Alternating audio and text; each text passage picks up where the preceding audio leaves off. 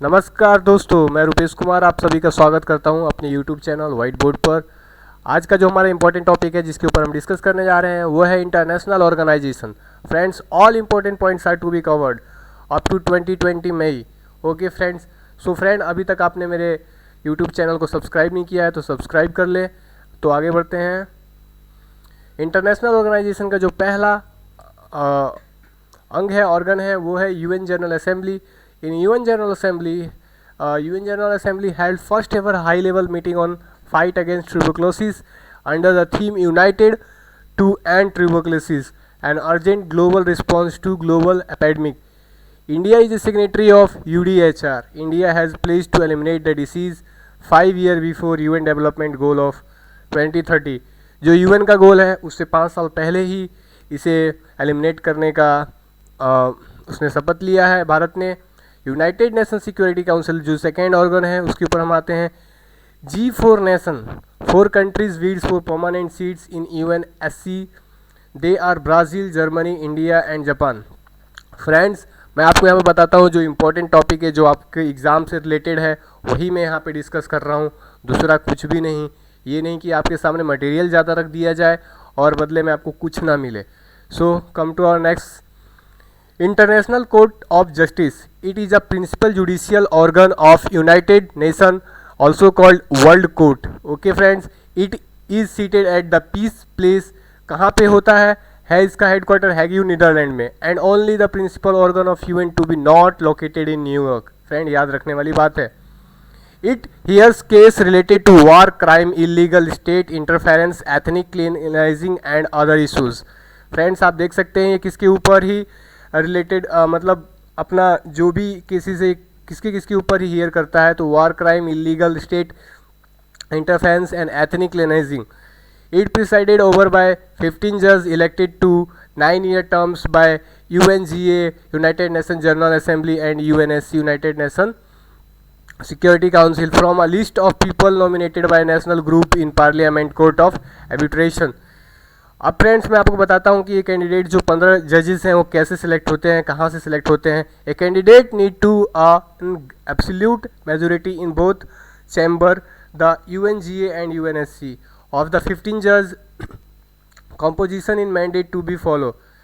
जो 3 जजेस होते हैं वो अफ्रीका से लिए जाते हैं, 2 from Latin America and Caribbean, 3 from Asia, 5 from Western Europe and other state, 2 from Eastern Europe.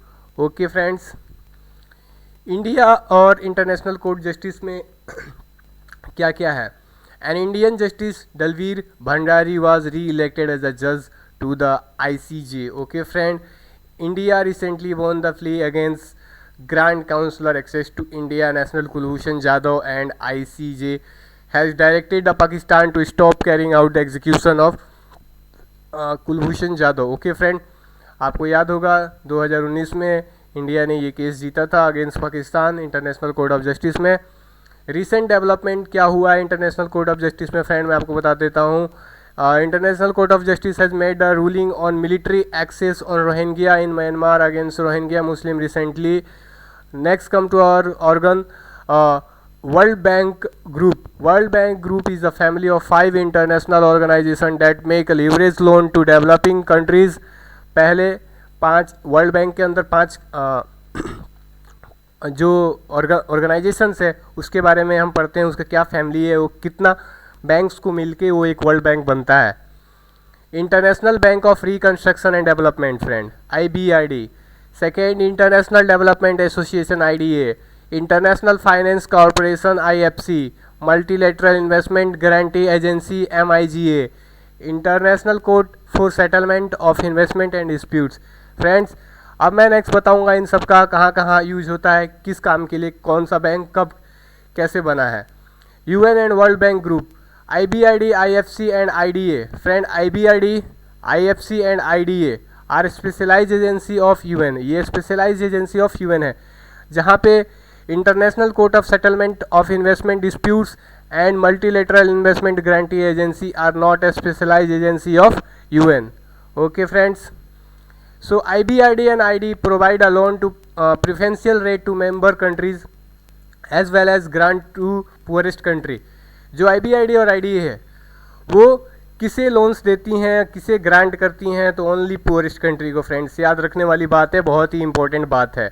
IFC, MIGA and ICSID focus on strengthening the private sector. Friends, private sector in developing country by providing finance, technical assistance, political risk insurance and settlement of dispute to private enterprise and including financial institution. Governing bodies, the two main governing bodies are Board of Governor and Board of Directors. दो इसका जो bodies हैं, governing bodies जो इसको संभालती हैं, उसमें board of governors and board of directors है friend. So friend, board of directors are appointed by World Bank member and meet annually in joint meeting with board of governor of IMF, International Monetary Fund. There is a separate board of director for IBRD, IDA, IFC and MIGA. Friends, India is a member of 4 of the 5 constituent of the World Bank Group except ICSID. India is one of the founder member of IBRD and IDA, IFC World Bank. IBRD, IDA are collectively known as the World Bank that provide loan to countries for capital program. Aim of World Bank का aim क्या है friend? End extreme poverty, reducing share of global population that lives in extreme poverty to 3% by 2030 तक। Friends, इसे 3% कम करना है poverty को 2030 तक। Promote shared prosperity by increasing the income of poorest 40% of people in every country. Okay friends, 40% peoples को income जो उसका है उसे प्रमोट करना, इंक्रीज करना है। Okay friends, and provide sustainable development. Report, कौन कौन से रिपोर्ट वर्ल्ड बैंक पब्लिश करती है फ्रेंड्स? ध्यान से सुनिएगा। Once again I repeating, reports publish by World Bank. Doing business, ease of doing business, sorry friend यहाँ पे मिस्टेक हो गया है, ease of doing business report, global economic prospects, global financial development report, international डेब्ट statistics, world development report, world development indicator, poverty and share prosperity. Friends, International Monetary Fund, a core responsibility of IMF is to provide loan to member countries expressing actual and potential balance payment problem. This is our next body of UN, International Monetary Fund. What is the role, what is the responsibility of International Monetary Fund, friends? Of to provide loan to member countries, only to member countries, friend याद रखिएगा, expressing actual and potential balance of payment problems. Gold remain an important asset in reserve holding for several countries and IMF is still one of the world largest official holder of gold. इसका जो main asset है friends, जो ये reserve में रखता है, वो क्या चीज़ में रखता है फ्रेंड्स? गोल्ड में रखता है। ये इकोनॉमी का क्वेश्चन है friends. Okay, international labour organisation, its secretariat is in Geneva Switzerland. जो इंटरनेशनल लेबर ऑर्गेनाइजेशन है ये कहाँ पे है? It's secreted in Geneva, Switzerland. It is responsible for drawing up and overseeing international labor standards. ठीक है friends, India and international labour, India is the founder member of international labour organisation. In 2017 India ratified 2 की international labour organisation global convention, convention 138 and convention 182। Convention 138 call for minimum age of employment to be not less than age of completion of compulsory schooling in India. It is 14 year according to right to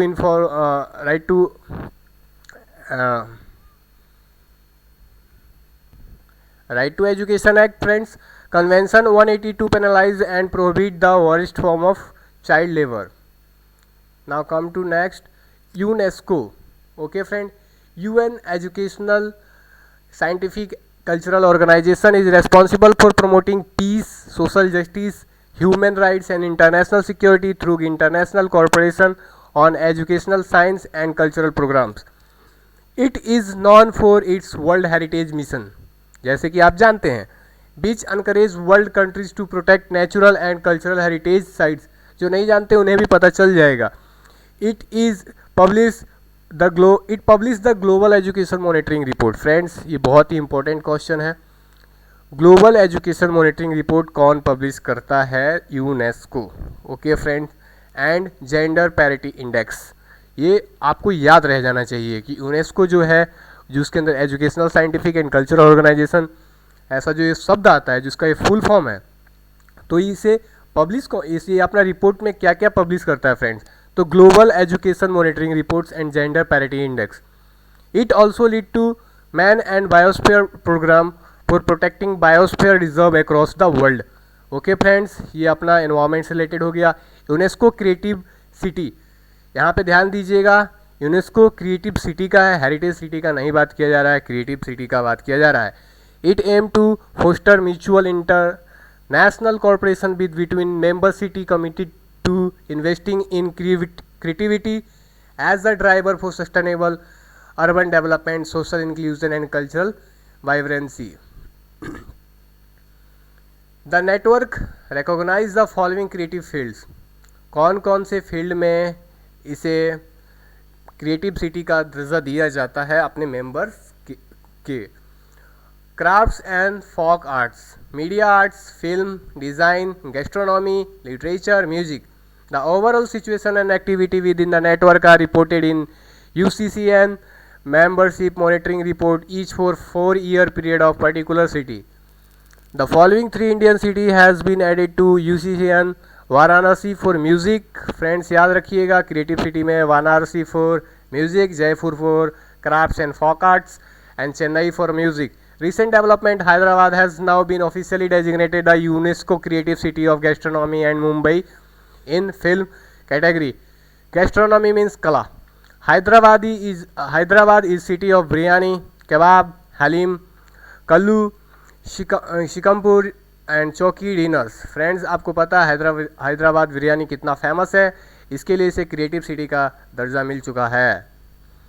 world heritage site, friends वो creative city था, ये world heritage site है. The UNESCO seek to encourage the identification, protection, preservation of culture and natural heritage around the world considered to be outstanding value to humanity. The site should have an outstanding universal value for World Heritage nomination. Ahmedabad became the first Indian city to get into the list. Following it, Jaipur became the second, made it entry into the list. The discussion was taken at the 43rd session of UNESCO World Heritage Committee in historic city of Baku, Azerbaijan. Friends, आपसे पूछ लिया जाए कि जो discussion लिया गया था जयपुर को वो वर्ल्ड हेरिटेज साइट्स के लिए, तो वो कहाँ लिया गया था, कौन से सेशन में लिया गया था? तो 43rd session of UNESCO world heritage कहाँ पे? बाकू सिटी है, हिस्टोरिक बाकू सिटी. कहाँ का? अजरबैजान का. तो फ्रेंड, जयपुर को जैसे वर्ल्ड हेरिटेज साइट का दर्जा मिला है, तो हम जयपुर के बारे में थोड़ा पढ़ते हैं कि जयपुर कहाँ है और इसके बारे में कुछ जानकारियाँ लेते हैं. Jaipur is a fortified city, Rajasthan, and also known as the World City and Pink City. It was founded in 1927 by Swai Jai Singh, Maharaja Swai Jai Singh II, known for its ionic architectural legacy and vibrant culture. City has nominated for its value of being exemplary development in town planning and architecture. Unlike other cities in the region, located in hilly terrain, Jaipur established on the plan and built according to grid plan interpreted in the light of Vedic architecture. The city urban planning show an exchange of idea from ancient Hindu and modern Mughal as well as the Western culture. तीनों चीज़ का combination है friend. Its ionic movements such as Govind Dev Temple, City Palace, Jantar Mantar, Hawa Mahal excel in an architectural craftsman of period. Jaipur is an expression of astronomical skill, living tradition and unique urban form. Okay friends, India और UNESCO के बीच का संबंध. The Intergovernmental Committee has added Kumbh Mela and intangible heritage. Okay friends, Kumbh Mela को intangible heritage का दर्जा है. UNESCO Asia Pacific award for cultural heritage conservation 2007 में मिला friends. Sri Ranganatha Swami Temple in Srirangam has won the award in 2007. It has become the first temple in the Tamil Nadu. याद रखने वाली बात है, first temple in the Tamil Nadu to be given the prestigious award for the UN body. The Lamo Center Ladakh won the award of distinction in 2018.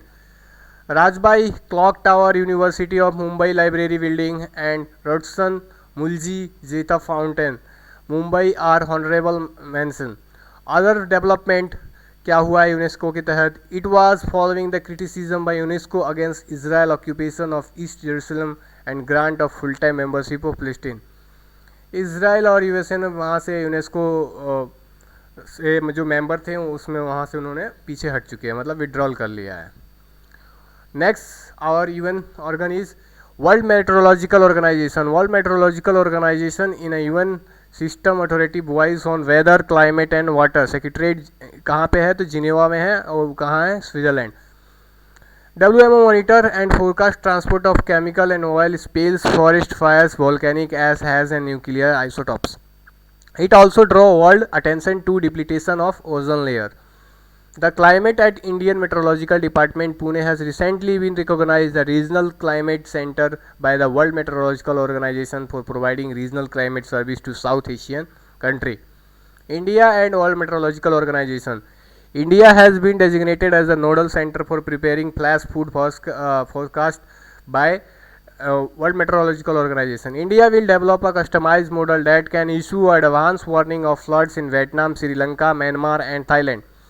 The system is called Flash Flood Guidance System, which aim to provide forecast 6 hours in advance. Friends, जो इन्होंने जो machinery तैयार किया है कि जो 6 घंटा पहले कोई फ्लड आ रहा हो तो पता चल जाएगा कि भाई ये अभी जो फ्लड है उसे 6 घंटा पहले जो इसका जो प्रिपेयरिंग है वो फ्लैश फ्लड फोरकास्ट जो है वो कौन करता है? तो WMO करता है. ओके, इन लोगों ने एक मॉडल तैयार किया हुआ है, उस मॉडल का नाम है flash flood guidance system. Okay friend, जो इंडिया ने जो तैयार किया है. Okay, world intellectual property organisation, this is our next. ये अगला दूसरा हमारा यूएन का ऑर्गन है, अंग है. It is designated to promote the world wide protection of both industrial property and copyrighted materials. Friends, याद रखने वाली बात है, inventions, trademark and design and copyrighted material like literary, musical, photographic and other artistic work. Headquarter कहाँ है? Geneva, Switzerland में. Marrakesh treaty of world intellectual property organisation, समझते ही ट्रीटी क्या है? It is to facilitate access to publish work for person who are blind, visually impaired and printed disable. Friends, तो हम देख सकते हैं यहाँ पे ये ट्रीटी किसके लिए बनाई गई है? It is facilitate the access to publish work for person who are blind, visually impaired and print disable. India was the first country to sign this treaty. याद रखने वाली बात है, वेरी इंपॉर्टेंट है. India and World Intellectual Property. UN Cabinet has approved the proposal regarding accession to World Intellectual Property Organization Copyright Treaty and WPI perform the Panograms Treaty. The treaty extend coverage of copyright of internet and digital environment. Copyright किसके किसके लिए? Internet और digital environment के लिए भी है. It is a special agreement under Berne Convention. ये जो ट्रीटी और जो एग्रीमेंट जो बना वो किसके अंदर बना? तो वो बेर्नी कन्वेंशन के अंदर बना. बेर्न कन्वेंशन क्या है इसे हम समझ लेते हैं friends. It is an international agreement governing copyright for protection of literary artistic work which was first accepted in Berne, Switzerland in 1886. ये बेर्न में, स्विट्जरलैंड के बेर्न सिटी में हुआ है ये कन्वेंशन, इसीलिए इसका बेर्न कन्वेंशन नाम पड़ा है. The convention is an open to all state and instrument of ratification or accession must be deposited with Director General of WPI. Convention deal with the protection of work and right of their authors. Convention जो है वो किसके किससे deal करता है? जो work किया है जिसके ऊपर मतलब कॉपीराइट है, protection for literary artistic works and right of their authors.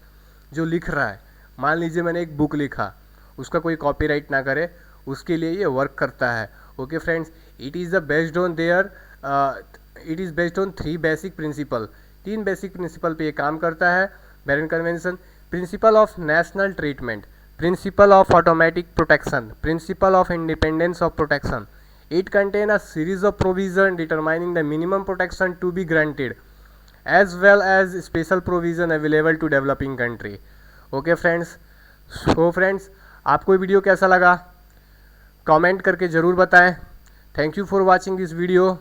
अगर आपको अच्छा लगा हो तो लाइक एंड शेयर करना बिल्कुल ना भूलें फ्रेंड्स. और अभी तक आपने चैनल को सब्सक्राइब नहीं किया हो तो बेल आइकन को प्रेस ज़रूर कर दें और सब्सक्राइब करें फ्रेंड्स. शेयर ज़्यादा से ज़्यादा करें. ओके फ्रेंड्स, ताकि जो स्टूडेंट्स प्रिपेयर कर रहे हैं, तैयारी कर रहे हैं, उन्हें हेल्पफुल हो. फ्रेंड्स, नेक्स्ट वीडियो इसका आने वाला है, इंटरनेशनल ऑर्गेनाइजेशन का पार्ट 2 आज ही आने वाला है. सो फ्रेंड, आप मेरे साथ बने रहिए. तब तक के लिए धन्यवाद.